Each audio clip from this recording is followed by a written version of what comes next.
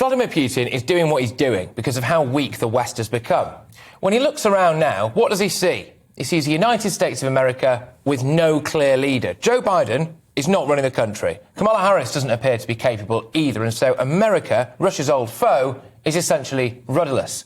Then there's the UK. Boris Johnson has been under extreme pressure. In fact, he very nearly lost his job. Why? Because of cake, cheese and wine. Justin Trudeau in Canada is essentially invoking civil war. Germany is in transition after many years of Chancellor Angela Merkel. Putin could turn their gas taps off whenever he wants. Emmanuel Macron is, in my opinion, just a pound-shop Napoleon on a power trip who allowed himself to be mugged off by Putin and his massively long table.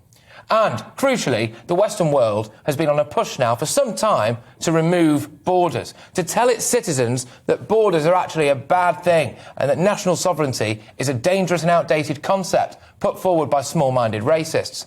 Well, if we've been telling Putin for ages now that we don't believe in borders or national sovereignty, then why should we expect Putin to care about Ukraine?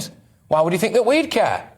When Putin looks around, he sees a Western world with weak leaders that appears not to care about borders. Is it any wonder he's chosen to strike now?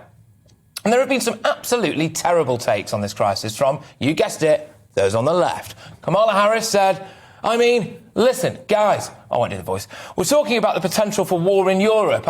Let's really take a moment to understand the significance of what we're talking about. It's been over 70 years. And through those 70 years, there's been peace and security. We're talking about a very real possibility of war in Europe.